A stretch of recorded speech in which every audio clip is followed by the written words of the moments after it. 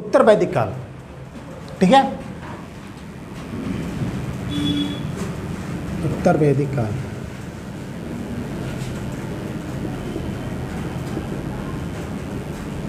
उत्तर वैदिक काल क्यों बोला जाता है? सीधी सी बात है, देखो वैदिक काल का अंतर्गत क्या था? जिसकी जानकारी का स्रोत हमारा वेद है, वो वैदिक काल के अंतर्गत आएगा। उत्तर वैदिक काल में क्या है? जिसकी जानकारी का स्रोत या जिसकी इतिहास लिखने का स्रोत हमारे वेदों की अलग भी चीज़ें हैं। जैसे हमारा इसमें एक चीज़ ध्यान रखिएगा, इसमें एक वेद भी लिया जाता है, अथर्ववेद वाला वेद। उस वेद को प्लस अर्डयक है, उपनिषद है, और ये सारे चीज़ें जो हैं ब्राह्मण है, इनके आधार पर जब लिखा जाता है किसी साहित्य को तो उसको क्या बोला जाता है? उत्तर वैदिक काल इतिहास लिखा जाता है। तो लिख लीजिए सीधी लाइन, लिखो उत्तर वैदिक साहित्य से तात्पर्य, उत्तर वैदिक काल से तात्पर्य समय तो मैंने बता ही दिया था तुम्हें पहले दिन। 1000 BC से कितना है? 500 याद रखिएगा, मैक्स मूलर का है। वैसे 600 भी मिलेगा, उसमें कोई बहुत बड़ा कॉन्ट्राडिक्शन नहीं है। 600 भी मिलेगा, 500 भी मिलेगा, लेकिन 500 को आप याद रखिएगा, मैक्स मूलर से डायरेक्ट पूछा जाता है, ठीक है। 600 बता के वहाँ पर गलत कर देता है वो। तो लिखिए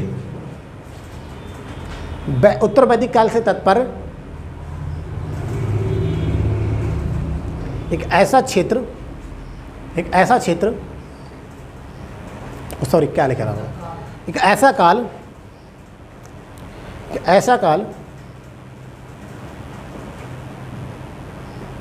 जिसकी जानकारी के स्रोत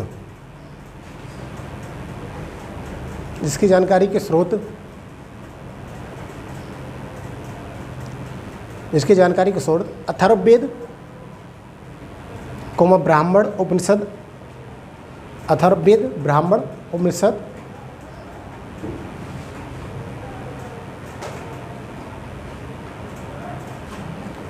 उपनिषद, अर्डयक माना जाता है। अर्डयक मैं चर्चा कर चुका हूँ सारी चीज़ों की।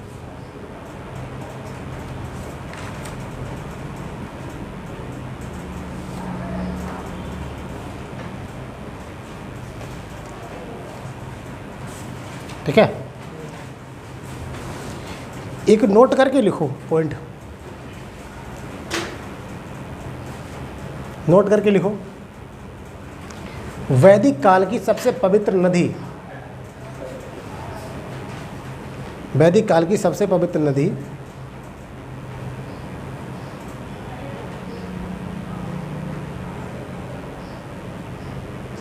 सरस्वती है।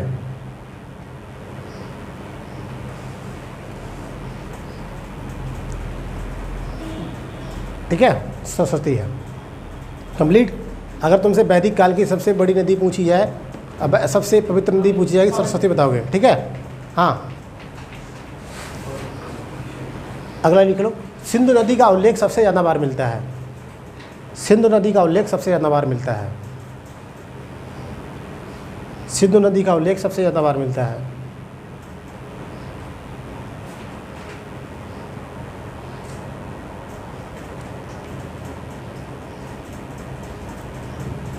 सिंधु नदी का उल्लेख सबसे ज़्यादा बार मिलता है।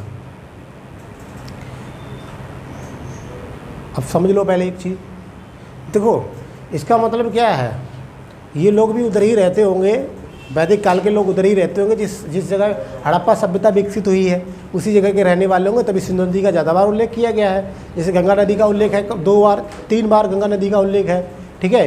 यमुना नदी का भी उल्लेख है, कुंभा नदी का भी उल्लेख है। कोई ज़रूरत नहीं है इतनी सारी नदियों के बारे में जानने का, बस इतना जानिएगा कि हाँ ऐसा कुछ बोला जाता है, ठीक है। एक मैंने यहाँ पर सुन लीजिएगा, लिखने की जरूरत नहीं है। एक मैंने अभी बताया था, एक ब्राह्मण बताया था मैंने आपको, जिसका नाम था सतपथ ब्राह्मण। सतपथ ब्राह्मण किसका ब्राह्मण था ये भी मैंने आपको बताया था, याद होगा। सतपथ ब्राह्मण किसका मैंने बताया था? लास्ट वाले का, यजुर्वेद का, सेकंड लास्ट का यजुर्वेद का। सतपथ ब्राह्मण का प्रयोग यहाँ पर उत्तर वैदिक काल में भौगोलिक दिशाओं को ज्ञान करने के लिए किया जाता था। कोई ज़रूरत नहीं है, बस सुन लीजिएगा। अगले पे चलता हूँ, अब लिखिएगा। अब बात करेंगे एक चीज़ की, इनके समाज के। तो लिखिएगा, पहले अर्थव्यवस्था की बात होगी। अर्थव्यवस्था दोनों की आएगी। अर्थव्यवस्था उत्तर वैदिक काल में कोई ज़रूरत नहीं है ज़्यादा जानने की सुनने की। उत्तर वैदिक काल में सिर्फ इतना ध्यान रखिएगा, जैसे आपसे कहा जाता महाभारत और रामायण की रचना इसी काल में हुई थी, बस खत्म कहानी, कोई जानने की जरूरत नहीं है। हटाओ सब कीजिए। अर्थव्यवस्था, ठीक है, हाँ वो व्यवस्था जैसा लिखा है उस पर रहने दो, शब्दों पे जाओ, ठीक है। हमें समझ रही है, तुम्हारी व्यवस्था के चक्कर में तुम मुस्कुरा रहे हो, ठीक है, वो आदत पड़ी है तो वो पड़ी रहेगी ऐसी। हाँ तुम व्यवस्था बताए तो उस दिन लिखना। चलो एक तरफ डाल लेना हेडिंग, मतलब एक तरफ लिख लेना। देखो मैं कंपेयर करा दे रहा हूँ वैदिक काल, दूसरी तरफ उत्तर वैदिक, ठीक है भाई। अर्थव्यवस्था के बारे में बात होगी तो लिखो पहला वैदिक काल में जाके इनकी अर्थव्यवस्था मूलतः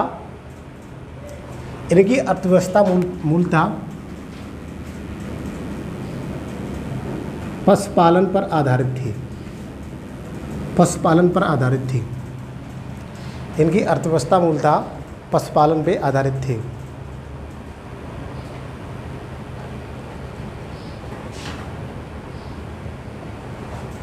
ठीक है, अभी मैं सिर्फ वैदिक काल में चलूँगा तो इसलिए सारे पॉइंट वैदिक काल में ही आने चाहिए, ठीक है।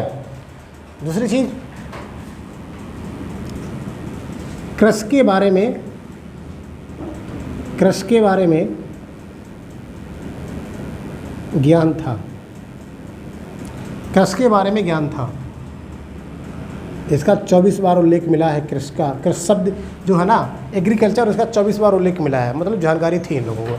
अब सीधी सी बात है, सभ्यता कितने आगे निकल के चले आ गए हैं, काफ़ी आगे आ चुके हैं, पाषाण काल से निकल के और कहाँ पे सिंधु घाटी सभ्यता से आगे आ चुके हैं, तो कृषि का ज्ञान था।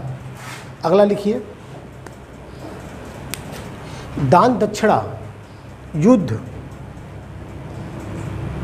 का मूल तत्व पशु थे।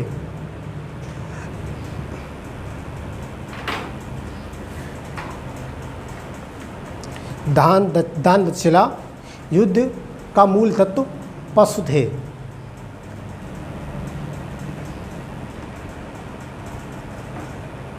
ठीक है,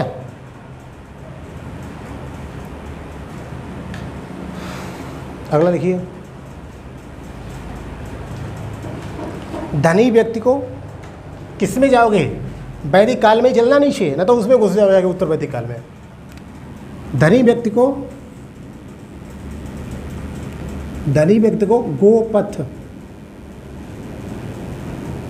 गोपथ या गोपथ ता बना लो, था बना लो, कोई फर्क नहीं पड़ता, ठीक है। गोपथ। आगे लिखो, राजा को गोपथ,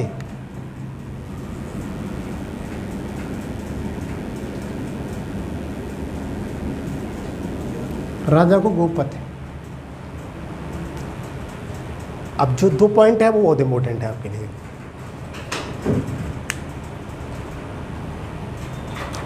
देखो, एक शब्द ये है, एक बात ये है कि तुमसे ये क्वेश्चन पूछा जाएगा कि वैदिक काल में सबसे ज़्यादा बार उल्लेख किस पशु का किया गया, वो है घोड़ा। और आर्थिक दृष्टि से सबसे महत्वपूर्ण पशु कौन था, वो थी गाय। दोनों को लिख लो, देखो, आर्थिक दृष्टि से सबसे महत्वपूर्ण पशु, आर्थिक दृष्टि से सबसे महत्वपूर्ण पशु गाय।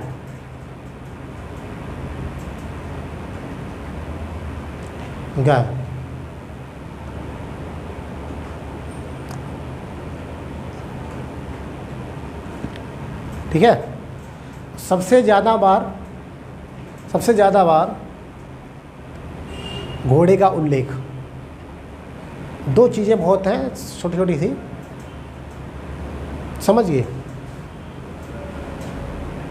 अब देखो मेरी बात सुनो, घोड़ा, ठीक है। अब देखो एक चीज़ समझो, और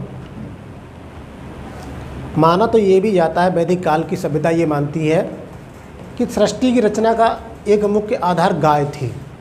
ठीक है, सृष्टि की रचना का आधार, एक मुख्य आधार गाय थी, ऐसा वैदिक साहित्य में माना जाता है। कि देखो कभी भी साहित्य बड़ा चढ़ा के लिखना तो साहित्यकारों का काम है और लिख भी देते हैं, तो वो सब चीज़ें जानते हो। तो भूगोल में पढ़ोगे हाइड्रोजन से जन्म हुआ है, इसमें पढ़ोगे गाय से हुआ है, कहीं और पढ़ाऊंगा तो कहीं किसी और से जन्म होगा, आखिर में जन्म तो इंसान का हो ही गया। ठीक है, अभी इसके ज़्यादा कंट्रोवर्सी में ज़्यादा ना जाओ। अगला लिखो, ऋग्वेद में गायों को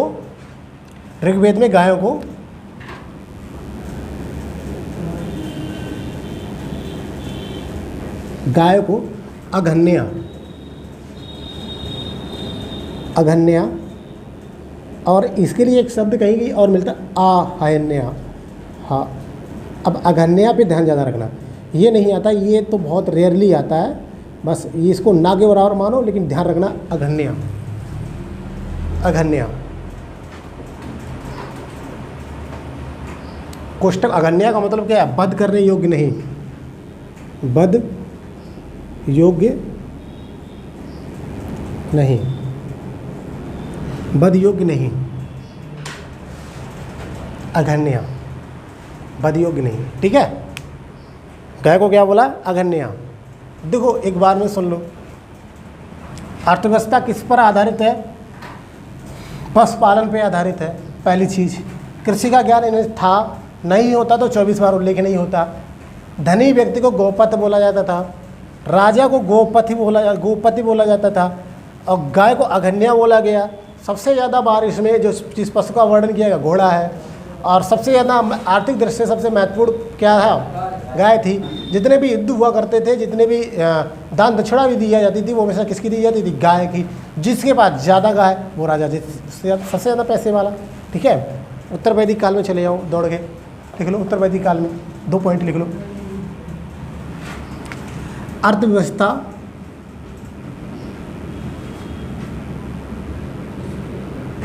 कृषि आधारित, अर्थव्यवस्था कृषि पर आधारित है।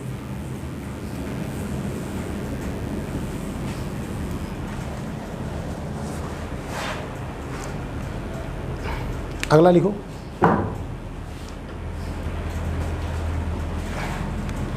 कृषि आधारित। आर्य व अनार्यों का, आर्य व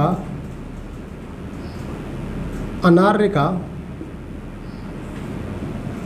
आर्य व अनार्य का तालमेल, आर्य व अनार्य के तालमेल से कृषि को बल मिला। आर्य व अनार्य के तालमेल से कृषि को बल मिला। अब पहले इधर ही सुन लो मैं क्या बता रहा हूँ, देखो ध्यान से सुनो। आर्य वो लोग थे जो बाहर से आए थे, बताया था मैंने उस दिन, कितनी बार चर्चा कर चुका हूँ। अनार्य वो व्यक्ति जो यहीं रहते थे।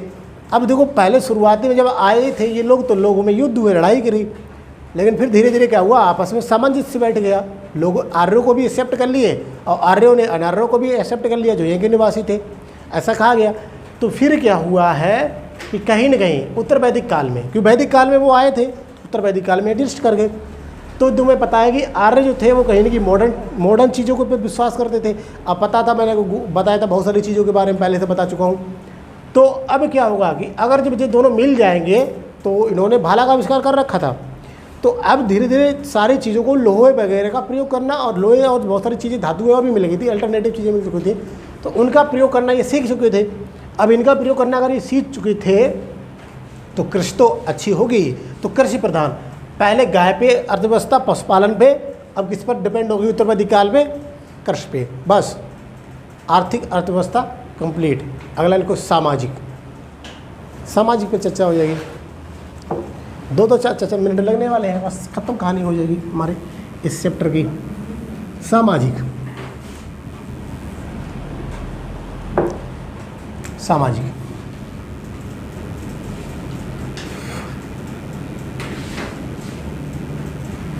तो वैसा ही काम करो, एक तरफ बना लो वैदिक,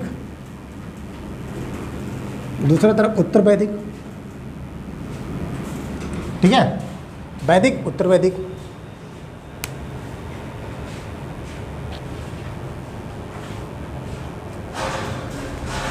पहला लिखो, वैदिक में ही चलेंगे हम लोग, ठीक है। पहले वैदिक में ही चलेंगे, ठीक है। पहला लिख लो पॉइंट, ग्रामीण। इनका समाज कैसा था? ग्रामीण।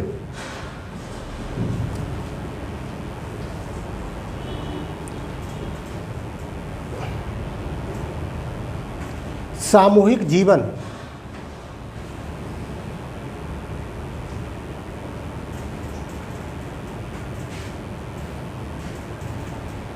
अगला लिखो, कार्य का विभाजन आरंभ।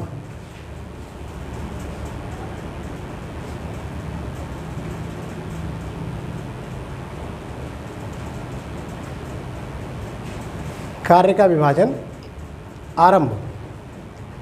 और एक थोड़ा मोटा मोटा था, लिख लो इसमें, वर्ण व्यवस्था की शुरुआत। वर्ण व्यवस्था की शुरुआत,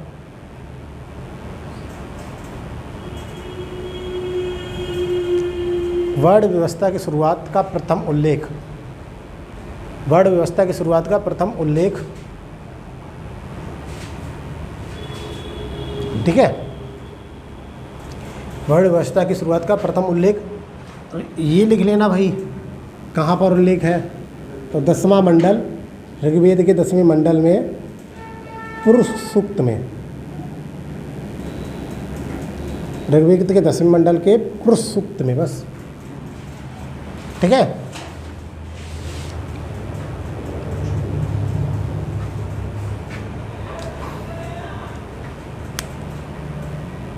ठीक है।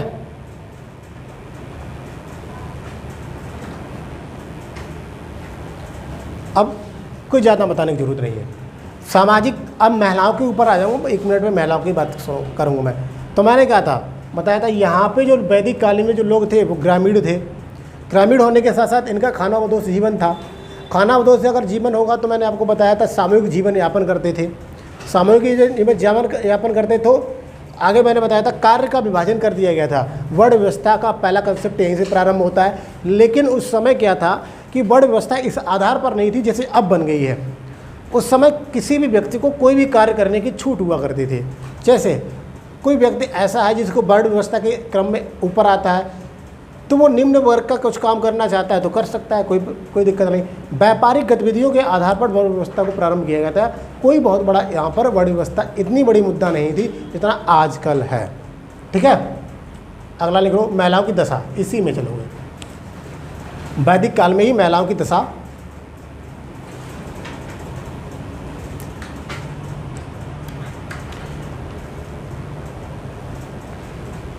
ठीक है। वैदिक काल में महिलाओं की दशा के बारे में भी हम चर्चा कर लेंगे क्योंकि बहुत ज़्यादा यहाँ से कभी कभी पूछ देते हैं। देखो, सती प्रथा, बाल विवाह,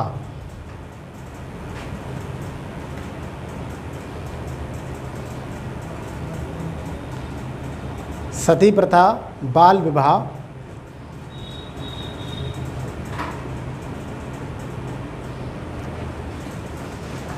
सती प्रथा है, बाल विवाह है,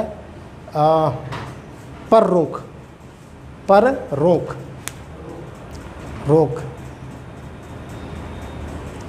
सती प्रथा, बाल विवाह पर रोक।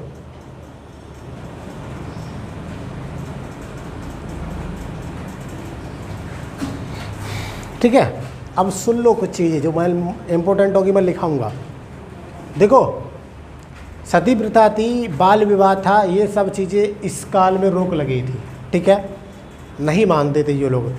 और विधवा अगर कोई स्त्री हो गई है तो ऐसा नहीं है कि उसको जो है ना जला दिया जाए, इस प्रकार का कोई कार्य नहीं किया जाता था वैदिक काल में, ठीक है। तो यानी कि अगर कहें विधवा स्त्री को इस प्रकार से जलाना और ये सब चीज़ें, सती प्रथा, अब ये सब खत्म हो चुका था, वहाँ पे नहीं था।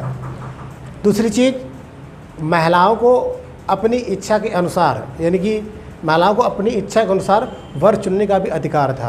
अब इसका मतलब ये नहीं था कि वर चुनते चुनते वो घूमती फिरेंगी चारों तरफ, ये ऐसा कुछ नहीं। तुम हमेशा सोचते गलत तरीके से सब चीज़ों को इंटरप्रेटेट करते हो। जैसे आपको पता है इस्लाम में इस चीज़ की प्रथा अभी भी है। इस्लाम में जब भी कोई विवाह होता है तो उसमें एक शब्द का प्रयोग किया जाता है कबूल है। वो कैसे होता है? महिला पर्दे का मतलब उसके अंदर रहेगी और पुरुष बाहर बैठा होगा, तो मौलाना उससे पूछेगा कबूल है, कबूल है, कबूल है। जब अगर वो 3 बार रिपीट करेगी तभी वो कबूल माना जाएगा। अगर उस किसी कारण बस तुम ज़बरदस्ती कराना चाहते हो शादी उसकी और उसने उस समाज में जाके ये कह दिया नहीं कबूल है, तो शादी नहीं हो सकती, या कोई कुछ भाई कर ले, कुछ भी कर ले। लेकिन हमारे समाज में क्या है, ज़बरदस्ती भाई, फोर्स। कहते हैं एक तो कंसेप्ट ये है कि जोड़े ज़मीन पे बनाए जाते हैं, दूसरा कंसेप्ट ये है जोड़े आसमान से बन के आते हैं। तो ये चीज़ें भी फॉलो होती है हमारे समाज में, ठीक है। तो कहीं ना कहीं वहाँ पर, हाँ, कहीं ना कहीं वहाँ पर ऐसी प्रथाओं का बोलबाला नहीं था, ठीक है। खुश मत हो, लड्डू नहीं मिल गए। आगे ध्यान सुनो, कुछ महिलाएं जो थी ना, वैदिक काल में कुछ महिलाएं ऐसी भी थी जो विवाह नहीं किया करती थी। अब ध्यान सुनो, क्वेश्चन यहीं से उठेगा। कुछ ऐसी महिलाएं थी जो उस काल में, वैदिक काल में विवाह नहीं किया करती थी, आजीवन अध्ययन अध्यापन का कार्य किया करती थी। मतलब वो महिलाएं विदुषी थीं। विद्वान होता है पुरुष और विदुषी होती है महिला। तो महिलाएं थी, जैसे अपाला का नाम मिलता है, अघोषा का नाम मिलता है, मुक्ता का नाम मिलता है। इन सब चीज़ों के बारे में आपको पढ़ने को मिलता है। तो एक पॉइंट लिख लो, इस काल में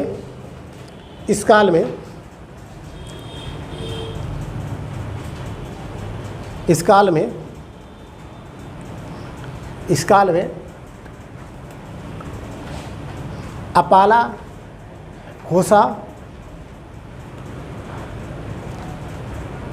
घोषा, घा बनाओ, सा लिख लो, घोषा,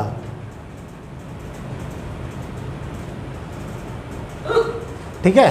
अपाला, घोषा, विश्वरा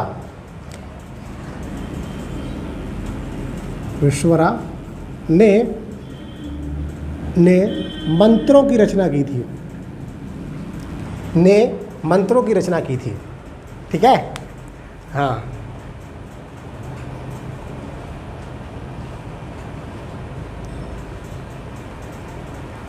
ठीक है भाई। अब सुन लो, 2 चीज़ मैंने बता दी हैं आपको, ठीक है। मतलब सुन लो, ओवरऑल महिलाओं की दशा कैसी थी इस काल में, कुछ अच्छी देखने को मिलती है। जैसे विधवा पुनर्जन्म, ये सब चीज़ें नहीं थी। विधवा का ये कंसेप्ट, सती सिस्टम और बाल जीवन विवाह ये नहीं था। स्त्री को वर चुनने का अधिकार था, जिसको तो संवैधानिक अधिकार भी बता दिया गया है। इस प्रकार की सारी चीज़ें थी उस काल में। कुछ महिलाएं जिन्हें पढ़ना है, अध्ययनरत रहना है जीवन भर, शादी नहीं करनी है। देखो मैं तुम्हें बताता हूँ, महिलाओं की अगर बात करोगे तो महिलाएं 2 तरीके की पाई जाती हैं। महिलाओं की जो 2 विचारधाराएं चलती हैं भारत में, अभी तक चलती हैं। एक होती है रेडिकल फेमिनिस्ट। रेडिकल फेमिनिस्ट जिसको बोलते हैं, वो महिलाओं का विचार ऐसा होता है कि वो हमेशा ये कहती हैं कि पुरुष का इस जन्म में, पुरुष जो व्यक्ति है ना, वो व्यक्ति हमेशा महिलाओं के ऊपर अत्याचार करने के लिए पैदा हुआ है। वो व्यक्ति हमेशा, वो महिलाएं हमेशा, जो रेडिकल फैमिली से बिलोंग करती हैं, रेडिकल फीमिनिस्ट हैं। मतलब क्या है, रेडिकल महिलाएं हैं। हिंदी अब ढूंढ हो जाके, मतलब क्या है कि वो महिलाएं कहती हैं कि पुरुष जो पैदा हुआ है ना, चाहे मेरा भाई ही क्यों ना हो, मेरा बाप ही क्यों ना हो, ये जितने भी पैदा हुए ना, वो हमेशा महिलाओं का खून पीने के लिए पैदा हुए हैं। इसलिए वो रेडिकल फेमिनिस्ट हमेशा पुरुषों से घृणा करती हैं, इतनी नफरत करती हैं जिसकी कोई सीमा नहीं। वो कहती हैं मेरा बस नहीं चलता, मैं इनकी हत्या ही कर दूं। यह इस हद तक, और रेडिकल फेमिनिस्ट भारत में पाए भी जाते हैं इस प्रकार की महिलाएं, क्योंकि किसी न किसी प्रकार से मनुष्य ने उसका शोषण किया है। जैसे अभी तुम्हें मैंने एक दिन बताया था कि अगर उसने पति, शादी हो गई उसकी महिला की, पति है, तो उसको जीवन जीने के लिए वो मान मेरी बात नहीं मानेगी तो फिर लात घूसा चलेगा, ज़्यादा करके डिवोर्स कर देंगे। ये सब चीज़ें, चाहे मानता हो गली का कुत्ता भी ना बात हो, लेकिन उस महिला को मनवाना है, ये कंसेप्ट है। इसलिए रेडिकल फेमिनिस्ट हमेशा ये कहती हैं कि मुझे मेरा भाई हो, चाहे मेरा बाप हो, चाहे मैं, वो शादी वादी बहुत कम ही करती हैं। और शादी भी हो गई हो तो पति भी है, लेकिन मुझे ऐसा लगता है मैं इन सबकी हत्या कर दूँ, क्योंकि ये इनका सिर्फ और सिर्फ उद्देश्य सिर्फ एक ही रहा है कि महिलाओं को किसी न किसी प्रकार से उलझा के और उनके जीवन को तहस नहस करना। इस प्रकार की 2 विचारधारा पाई जाती हैं।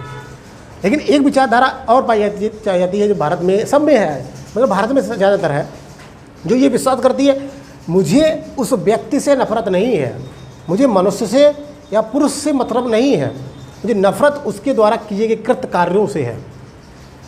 कहते ना पाप से पापी से नफरत क्यों करते हो, पाप से नफरत करो, ऐसा बोला जाता ना, कुछ ऐसा करके है ना।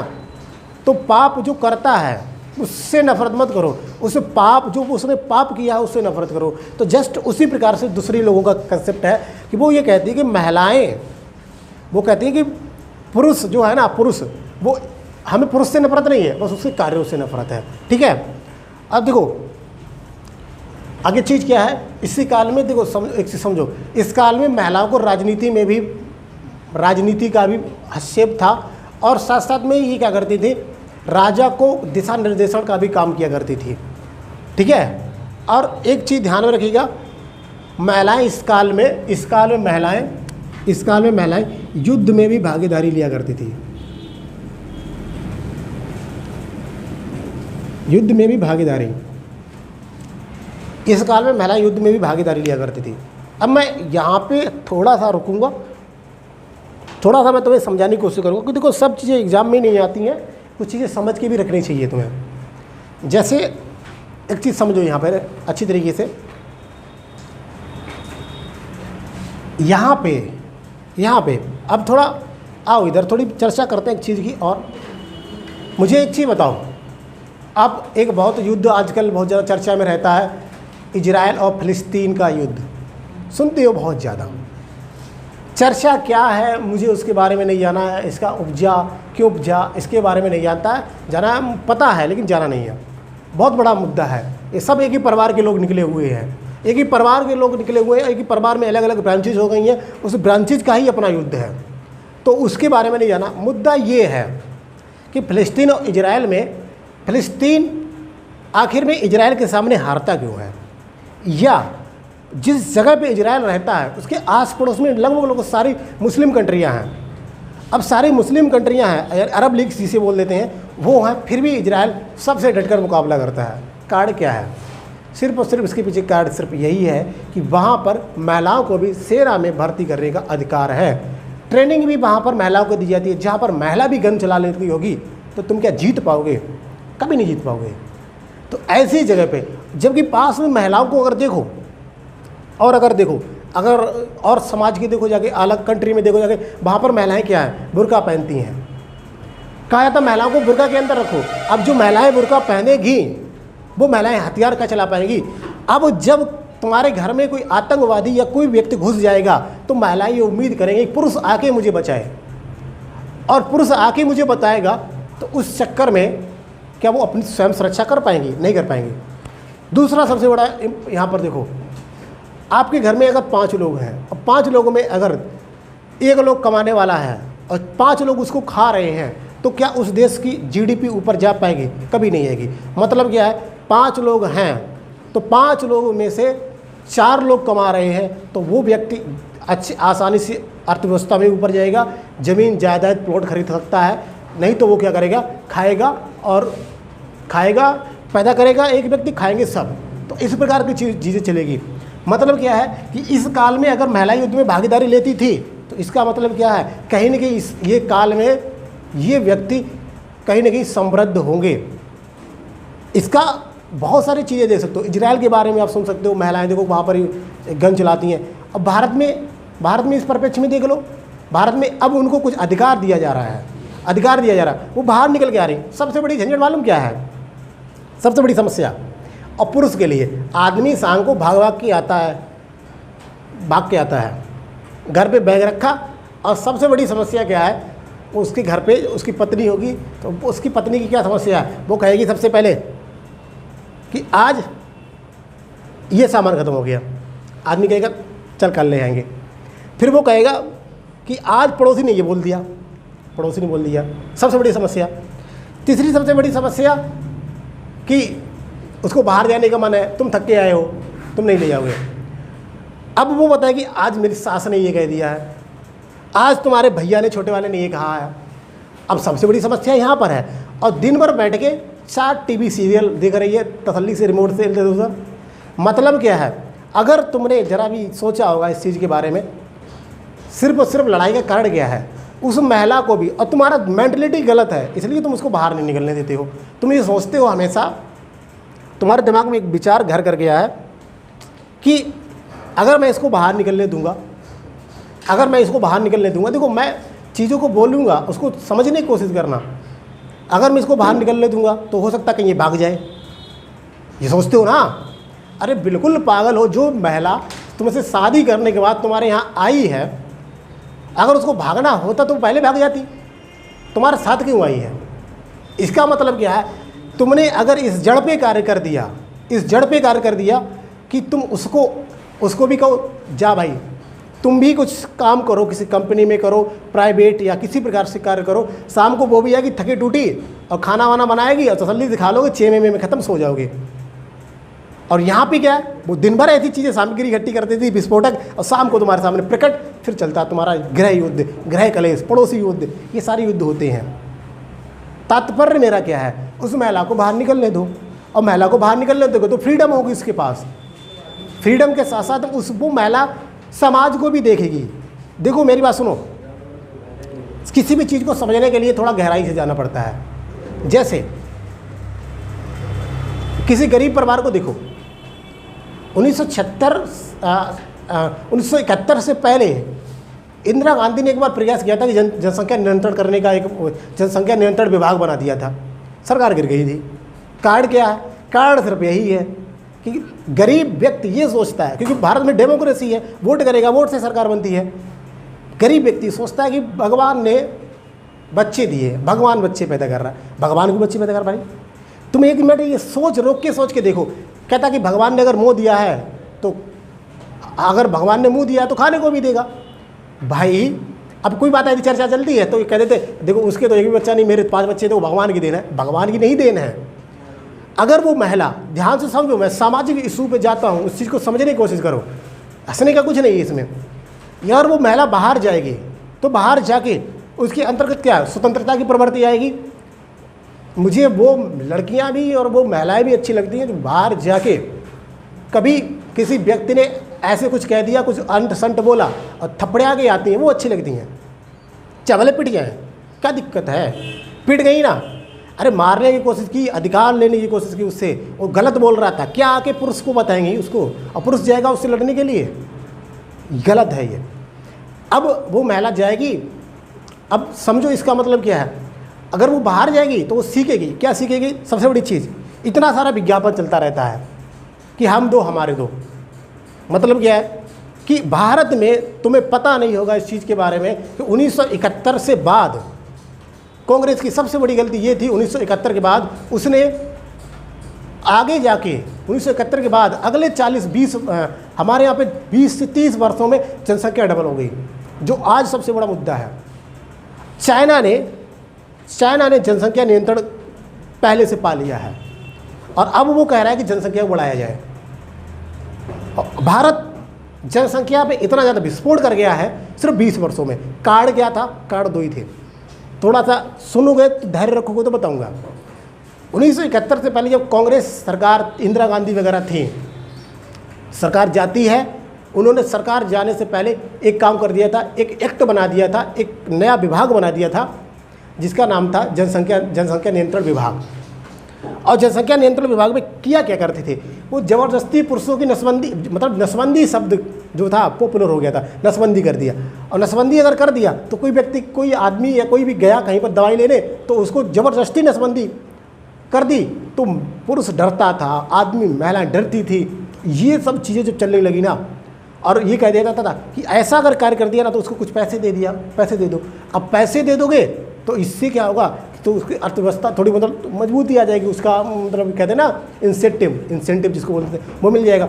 तो होगा क्या, लोगों ने इसको जनसंख्या नियंत्रण विभाग को उल्टा समझ के, नियंत्रण विभाग लिखा था उसमें, उसको ज़बरदस्ती समझ के, उल्टा समझ के दिमाग में ऐसा घर किया लोगों ने कि सरकार ही गिरा दी। उसके बाद जैसे ही कांग्रेस दोबारा आई वापस, जनता दल आया, उसके बाद कांग्रेस वापस फिर आई, कांग्रेस ने कह दिया अब मुझे इस मुद्दे से तो दूर ही रहना है, इस एक्ट को भी नहीं छूना है। फिर आगे जाके वर्षों में कांग्रेस ने एक और प्रयास किया, उसने इन शब्द के साथ, एक शब्द के साथ में जनसंख्या नियंत्रण विभाग के साथ में एक बहुत बड़ा खेल खेला। वो खेल क्या था? वो उन्होंने जनसंख्या नियंत्रण विभाग को ट्रांसफ़र करके कर दिया जननांकीय विभाग। जननांकीय विभाग और शब्द दिया जननांकी लाभांश। जननांकी लाभांश मतलब क्या? जननांकी लाभांश से मतलब ये था कि जितनी अधिक जनसंख्या होगी हमारे यहाँ पर, उतनी ज़्यादा हम एक्स्ट्रा लेबर सब एक्सपोर्ट करेंगे लेबर को, और लेबर अगर दूर दूर तक जाएगी तो पैसा लेके आएगी, ओवरऑल जनसंख्या अधिक होने से प्रॉफिट होगा। तो 20 वर्षों में जनसंख्या डबल हो गई भारत में, कांग्रेस का। अब यहाँ पर जब भारत में जब ये चीज़ें आई तो इस सरकार ने क्या प्रयास किया है, 2019 में आके इसने उसको शब्द को ही इतना परिवर्तित कर दिया, अब वो शब्द प्रिय लगता है। जैसे इन्होंने कर दिया फैमिली प्लानिंग, जो जनसंख्या नियंत्रण विभाग था उसको कर दिया फैमिली प्लानिंग बोर्ड या कमीशन या आयोग। आप समझ लो फैमिली प्लानिंग क्या है, आदमी समझ लेता है सबको। अब वही चीज़ें सीधी सीधे आ रही हैं, आदमी के दिमाग में घर कर रही हैं कि हाँ भाई ऐसा ऐसा होना चाहिए। ठीक है, बहरहाल तात्पर्य मेरा ये है, इस काल में महिलाओं को अगर युद्ध में भागीदारी मिलती थी, मतलब महिलाएं बोल्ड हुआ करती थी। बोल्ड मतलब, अब तुम बोल्ड का हमेशा उल्टा सेंस लगाती हो वो एक्ट्रेस को देख के। बोल्ड का मतलब ये होता है कि वो महिलाएं सशक्त, समृद्ध और अपने विचारों को मानने वाली, ना मानने वाली, मैं गलत नहीं हूँ तुम गलत हो तुम लड़ जाएंगी, ये इस तरह की महिलाएं थी। तो ऐसी महिलाएं होनी चाहिए। ठीक है, चलिए यहाँ तक पहुँच गए हो। चलो अगला उत्तर वैदिक काल में आ जाओ।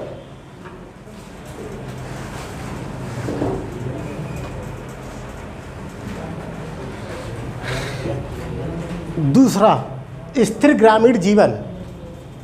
स्थिर ग्रामीण जीवन, आरंभिक नगरों का उभार,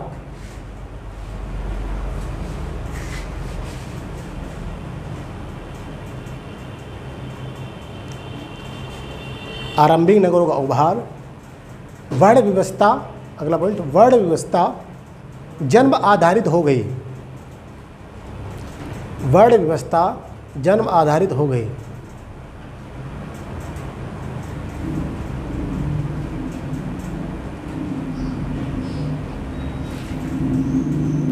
वर्ण व्यवस्था जन्म आधारित हो गई।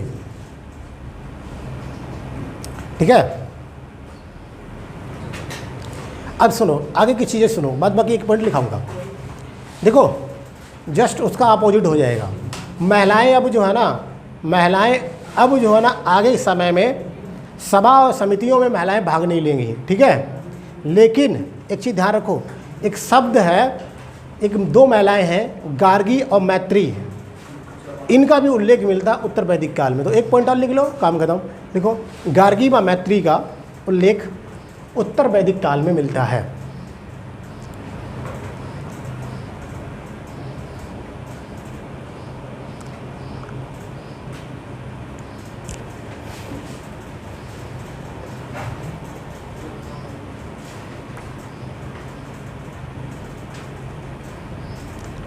ठीक है, इसके बाद इसके नीचे हेडिंग डालेंगे राजनीतिक।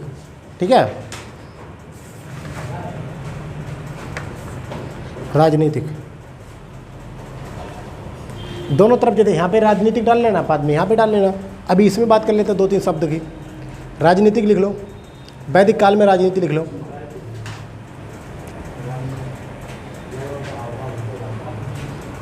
वैदिक काल में यहाँ पे वैदिक काल में ही चलेंगे राजनीति पे। ठीक है, वैदिक काल में राजनीति, राजतंत्र व गणतंत्र।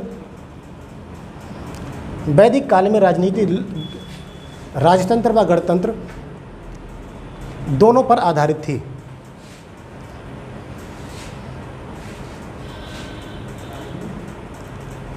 राजतंत्र व गणतंत्र दोनों पर आधारित थी। ठीक है भाई।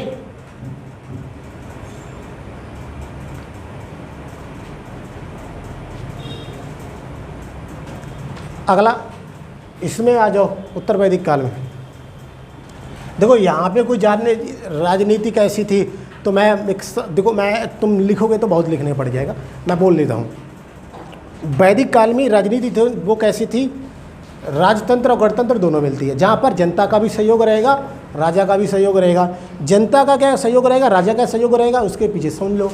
राजा होगा वो व्यक्ति, जो व्यक्ति गाय उसमें ज़्यादा है, जिस व्यक्ति पे गायें ज़्यादा हैं तो वो अपनी रक्षा करेगा, साथ साथ गायों की, तुम्हारे गायों की रक्षा कर देगा।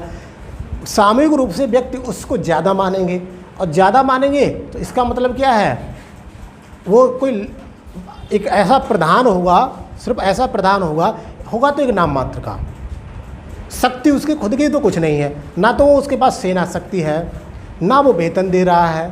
तो इस काल में जो डिसीजंस ज़्यादा होंगे वो जनसंख्या के आधार पर, यानी कि लोगों के बहुमत के आधार पर लिए जाएंगे। क्लियर बात है ना, इसमें कोई डाउट नहीं है, लोगों के आधार पर लिए जाएंगे। भाई लोग मानेंगे तुम्हारी बात कब, जब तुम पैसा दोगे उन्हें, भाई वो कार्य करेंगे। तुम तो फ्री में पैसे नहीं ले रहे हो, उल्टा उन पर टैक्स और ले रहे हो कुछ थोड़े बहुत चीज़ों के लिए। तो ये सब चीज़ें थी। तो कहीं ना कहीं इस काल की राजनीति इस प्रकार की मिलती है। अब उत्तर वैदिक काल में आ जाओ, जल्दी से लोग उत्तर वैदिक काल की राजनीति। राजतंत्र मजबूत शर्मा जी राजतंत्र मजबूत हो रहा था, राजतंत्र मजबूत हो रहा था क्योंकि राजा अपनी सेना बनाने लगे, राजा अपनी सेना बनाने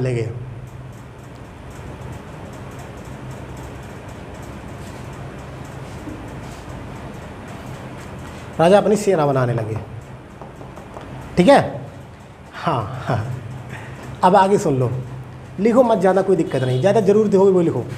देखो राजा अगर अपनी सेना बनाने लगे, और क्यों बनाने लगे होंगे, क्योंकि यहाँ पर एग्रीकल्चर टैक्स भी मिल जाया करता था। भाई उत्तर वैदिक काल सभ्यता कैसी है, कृषि पर आधारित है, तो टैक्स भी मिलता होगा इन्हें। ठीक है, अब आगे एक चीज़ लिख लो,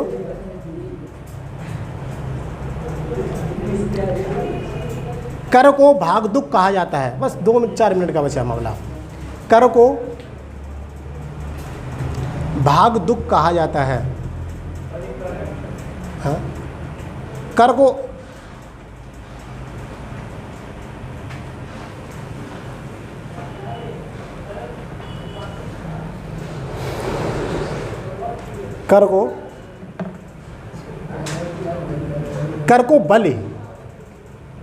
बलि कहा जाता है, तथा इकट्ठे करने वालों को भाग दुख कहा जाता है।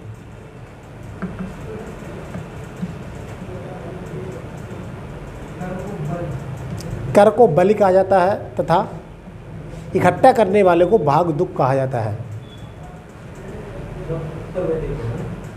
कहाँ लिखा रहा हूँ मैं, उत्तर वैदिक में लिखा रहा हूँ।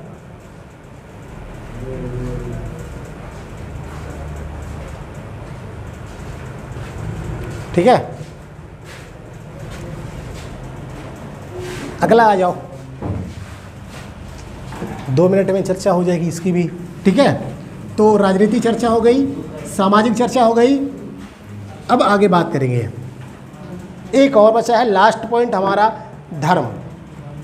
तो लिखो वैदिक धर्म।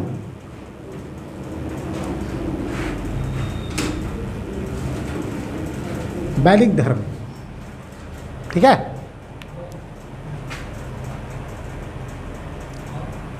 ये मूलतः ये वाला वैदिक धर्म में लिख लो, दो ही लाइन लिखनी है सर। वैदिक धर्म में मैं पहले एक्सप्लेन कर चुका हूँ, कुछ छोड़ा ही नहीं मैंने। देखो यह मूलतः प्रवृत्ति मूलक,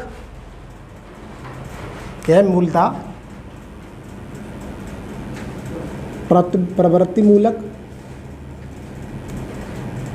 व प्रकृति पूजक थे।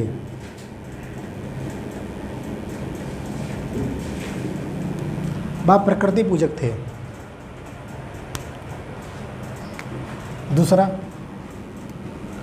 बहुदेववादी,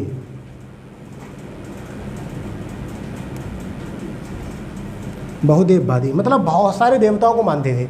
अग्नि हुआ, इंद्र हुए, ठीक है, वरुण हुए, और सब मानते थे, ये ब्रह्मा को मानते थे, ये सब बहुदेववादी, ठीक है। जैसे एक देववादी अगर कहोगे तो, एक ईश्वरवादी कहोगे तो इस्लाम आ जाता है उसमें, ठीक है। चलिए इसके बाद लिख लीजिए इसमें पूजा पद्धति के लिए मंदिर, पूजा पद्धति के लिए मंदिर, मूर्ति, मंदिर कोमा मूर्ति कोमा तीर्थ नहीं, मंदिर मूर्ति तीर्थ नहीं, ठीक है। ये ना तो मंदिर बनाते थे, ना मूर्ति बनाते थे, ना तीर्थ यात्राएं करते थे। किसके लिए? अपने धर्म के लिए। जैसे अब ना करते हैं लोग कि चलो वैष्णो देवी घुमाएं, ठीक है, तीर्थ यात्रा हमारा हुआ ना, चलो हरिद्वार चले, चलो नैनीताल चले, नैनीताल तो दूसरी जगह में आते हैं, ठीक है। अब मंदिर मूर्ति, ना तो मूर्ति बनाते हैं, जैसे यहाँ पर मूर्ति बनाई गई है, तो मूर्ति कला तो विकसित होगी बौद्ध धर्म में जाके, ठीक है। तो वहाँ पे बताऊँगा, महायान वाले अलग बनाते थे, हीनयान वाले अलग बनाते थे, दोनों मूर्तियाँ बनाने का अलग कंसेप्ट है, देखने को भी मिलता है, तब समझ में आएगा तुम्हारे। तो मंदिर मूर्ति तीर्थ ये लोग नहीं क्या कर सकते। अगला लिख लो, सबसे प्रधान देवता इंद्र जी, सबसे प्रधान देवता इंद्र, सबसे मान लो प्रधान देवता मतलब प्राइम मिनिस्टर थे उस टाइम के, ये प्रधान देवता इंद्र वैदिक काल में। क्या इंद्र सामने आते थे? ना मैं बता रहा हूँ हमको। इंद्र दूसरा लिख लो, सेकंड प्रधान देवता थे वो थे अग्नि, खत्म काम, ठीक है भाई, अग्नि खत्म काम। एक पॉइंट इसमें और लिख लो, वो बहुत ज़रूरी है और उस पर इम्पोर्टेंट मार्क कर लेना। देखो वरुण देवता को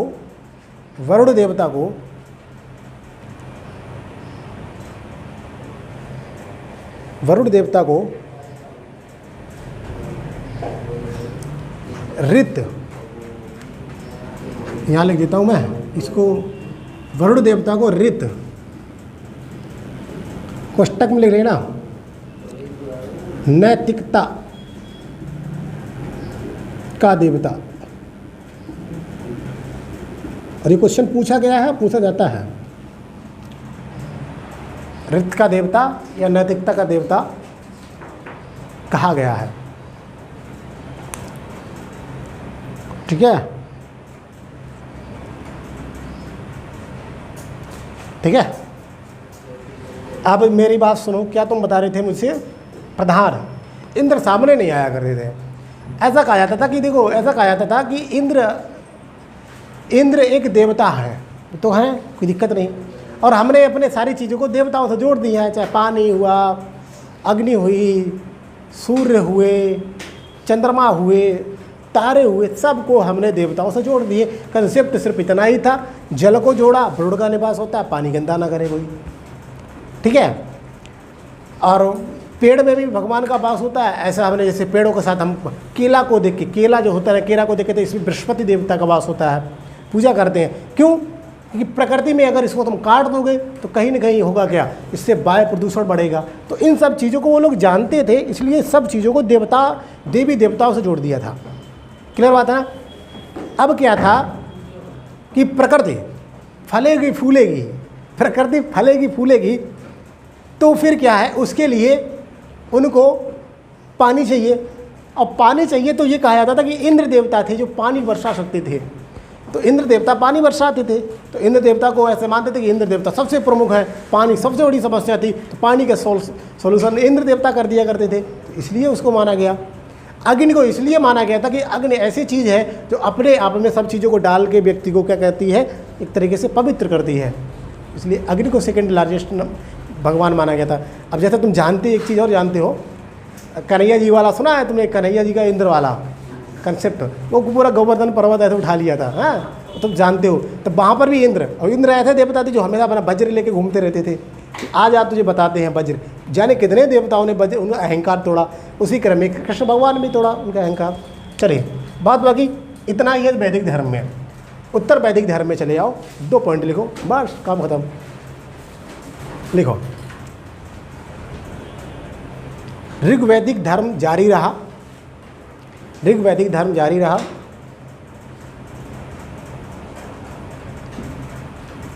कर्मकांड की प्रधानता बढ़ी,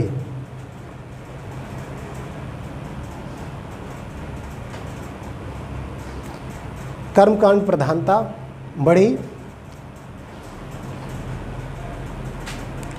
उपनिषद का विचार आया,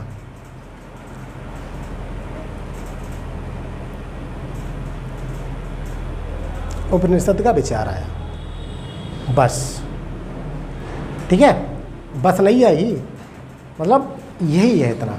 ठीक है, और तुम्हें पता है इधर तो यज्ञ तो होंगे ही, यज्ञ अनिष्ट और अभिष्ट, पता है यज्ञ करेगा अनिष्ट और अभिष्ट की प्राप्ति के लिए होंगे, और यज्ञ अगर होंगे तो कौन करेगा, पुरोहित या ब्राह्मण करेंगे, और पुरोहित या ब्राह्मण करेंगे तो यज्ञ सामग्रियाँ लिखेंगे। The end. ये आपका पूरा वैदिक कालीन सभ्यता रही। पढ़ लो जाके ध्यान से, आराम से समझ के पढ़ो जाके, मैंने एक्सप्लेन कर दिया। इसके बाद तो चर्चा करेंगे, वो करेंगे 6th सेंचुरी BC की, उसमें आएंगे 2 धर्म 4 धर्मों के बारे में बताएंगे। ठीक है, तब तक के लिए टाटा बाय बाय।